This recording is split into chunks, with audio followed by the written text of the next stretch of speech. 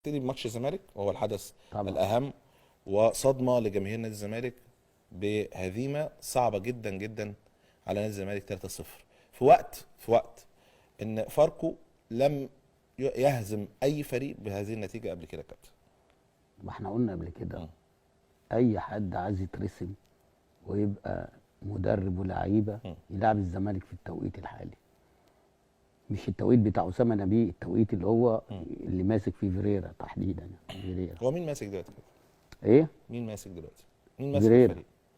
فريرا. مين اللي كان قاعد على الدكه؟ فريرا. طيب يعني اذا طالما جيت وقعدت على الدكه يبقى انت المسؤول. ما انت بص، عدى 5 دقايق دخل فيك جون، لو انت اللي جبت الجون كان قاعد اسامه هو اللي قام. وصلت؟ فهو لسه ما خدش نفس، هو جاي يقعد الاول كده ويشوف الاجواء تبقى ايه. ما هو سامع ان الزمالك كسب الماتش اللي فات.